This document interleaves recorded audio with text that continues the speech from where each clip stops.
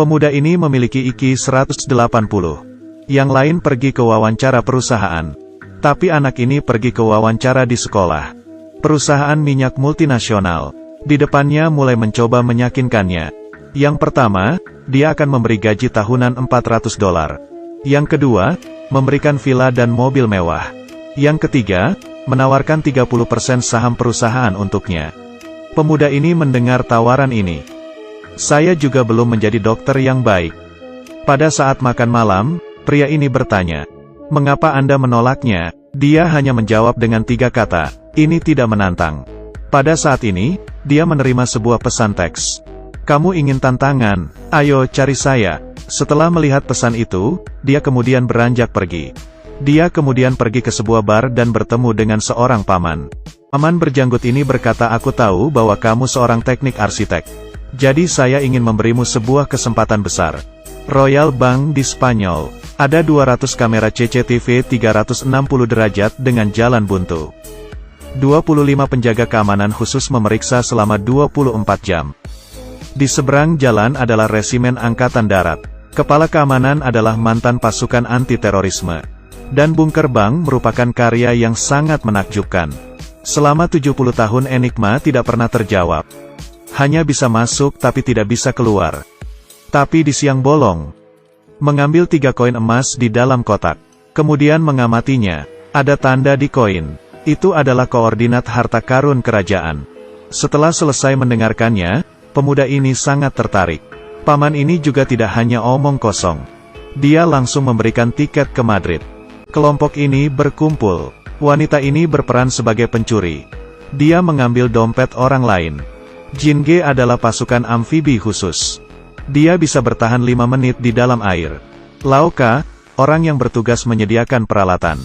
Tidak ada barang yang tidak bisa dia temukan. Dia adalah hacker tingkat atas. Bisa mengontrol semua kamera pengintai. Paman berjanggut bertanggung jawab atas operasi ini. Langkah pertama adalah memahami struktur fisik lemari besi. Langkah kedua adalah mencari tahu bahwa koin emas ada di dalamnya. Langkah ketiga adalah membuat lubang di dalam bank untuk langsung ke lemari besi.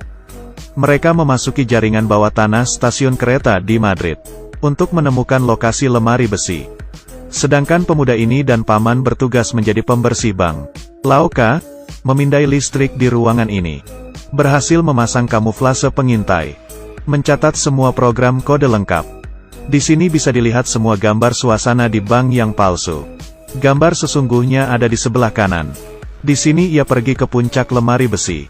Dengan pemindai lemari besi, pindai struktur bangunan kubuh. Xiaomei dengan wajah bersinar menghampiri petugas keamanan. Niat baik supervisor keamanan. Memanfaatkan kesempatan ini untuk berjabat tangan. Memberikan secangkir kopi. Akhirnya mereka bisa berjabat tangan.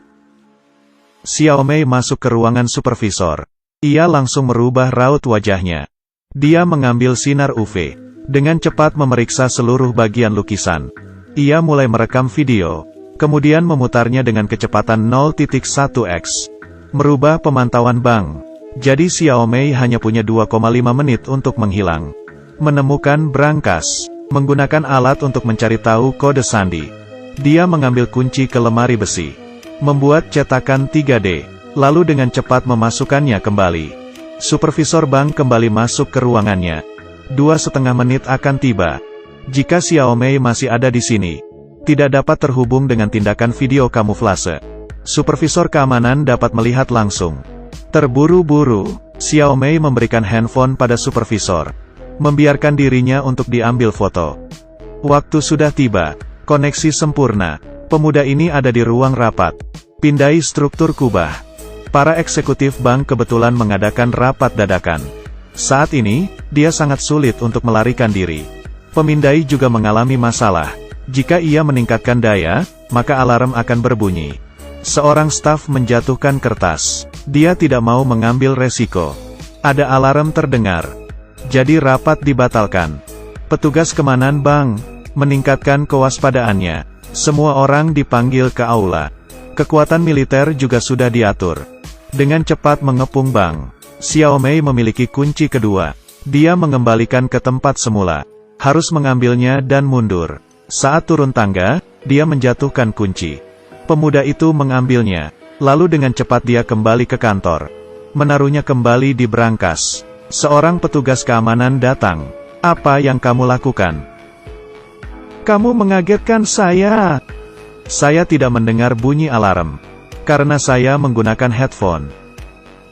Dengan kemampuan akting yang baik, dia berhasil lolos. Karena bank sama sekali tidak punya bukti, maka mereka dengan selamat kembali berkumpul. Kemudian dia melihat gambar di tengah peta.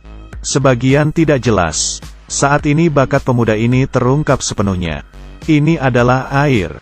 Di atas lemari besi adalah tangki air besar. Selama seseorang tidak masuk, lemari besi akan kebanjiran. Mekanisme pemicunya dibangun 70 tahun lalu. Bukan inframerah, bukan sensor. Iki pemuda ini menduduki tempat yang paling tinggi. Sangat gemilang. Mirip dengan timbangan. Bisa merasakan ada emas di dalamnya. Jika membukanya akan ada alarm. Mereka berdua masuk ke ruang bawah tanah. Memverifikasi ide pemuda ini. Tapi masalah lain muncul satu persatu. Dinding beton terlalu tebal. Memerlukan waktu selama 15 hari. Ini membuat paman berjenggot marah. Karena dia tidak mengalahkan lemari besi. Semua upaya sebelumnya sia-sia. Piala Dunia 10 tahun ini adalah kesempatan besar mereka. Banyak orang yang akan menonton di alun-alun. Ini menginspirasi paman berjenggot. Tidak bisa masuk lewat bawah, maka masuk lewat atas. Jika Spanyol masuk ke babak final, saat itu akan banyak kamera di jalanan. Dan semua orang memutuskan untuk menontonnya. Semifinal antara Spanyol dan Jerman. Beruntung, sebuah sundulan membawa Spanyol unggul. Ini bisa membawa paman berjenggot ke harta kerajaan. Dia ingin pergi langsung ke lemari besi. Pengaturan mulai diarahkan. Iki pemuda ini kembali bersinar. Segelas air diukur beratnya. Penimbang disemprot dengan nitrogen. Jadi jarum petunjuknya tidak bergerak. Keadaan beku membuat timbangan tidak bergerak. Final Piala Dunia akan dilaksanakan 4 hari ke depan. Spanyol vs Belanda.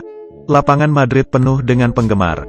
Hanya pemuda dan timnya yang tidak peduli dengan skor. Waktu mereka beraksi sama dengan kompetisi, hanya 105 menit. Melalui tali ke kubah kaca bank. Lalu dengan cepat masuk ke dalam. Navigasi suara diarahkan pria gemuk ini. Beberapa orang bergerak di sepanjang saluran ventilasi. Ada celah besar di pintu masuk lemari besi. Menggunakan tangga rakitan melewati ketiga orang. Xiaomei dan pemuda ini mengeluarkan kunci. Jin Ge menggunakan sidik jari palsu. Pendekatan bercabang 3. Pintu lemari besi terbuka. Di luar para penjaga membawa senjata lengkap. Nitrogen dimasukkan ke dalam tangki. Menyemprot ke dasar lemari besi. 50 kaleng nitrogen. Seluruh dasarnya dibekukan. Tidak butuh waktu lama, seluruh lantai menjadi beku. Pemuda ini mundur selangkah. Jarum penunjuk tidak bergerak. Dalam waktu singkat, ketiganya dengan cepat mencari emas itu. Tapi semua yang membeku akan mencari dengan cepat. Jarum penunjuk mulai bergerak saat koin ditemukan. Saat ini, Jin tiba-tiba memberontak. Xiaomei menyerahkan koin emas di bawah ancaman. Pintu terkunci dan ada alarm. Gerbang terbuka dan air menyembur. Kakak Jin tampak tenang. Berenang ke dalam pipa dengan koin emas. Dia berhasil kabur. Pemuda ini dan Xiaomei masih di dalam. Mereka akan tenggelam sepenuhnya. Xiaomei berteriak putus asa. Pemuda ini berkata jangan panik. Air tidak akan mengalir. Jika air bertambah banyak, maka lemari besi akan meledak. Bagaimana cara mengontrol saat katup menutup? Ini sangat berat. Volume lemari besi sudah sangat besar. Ketika air sudah penuh, maka jumlahnya tetap. Ini melewati timbangan berat air yang mengisi lemari besi. Sebagai sinyal untuk menutup klep. Meraih berat ini sebelumnya. Katup akan menutup. Olka tahu akan prinsip ini. Menaruh semua nitrogen pada timbangan. Katup ditutup. Menunggu kepala keamanan tiba di lemari besi. Tapi tidak ada orang di dalam. Tidak ada mayat. Kedua orang ini melepas pakaian. Mengenakan jersey Spanyol. Bersembunyi di antara penggemar. Pemuda ini sangat sedih karena tidak mendapat koin emas. Tetapi paman berjanggut berkata dia sudah memalsukan koin sebelumnya. Yang Xiaomei berikan pada Jin hanya koin palsu. Dia memasukkan kode pada koin emas. Skala koordinat. Saat Xiaomei mengganti pakaian, Ia muncul di Bank Paris. Ini adalah akhir dari film. The Vault direkomendasikan dengan bintang 4.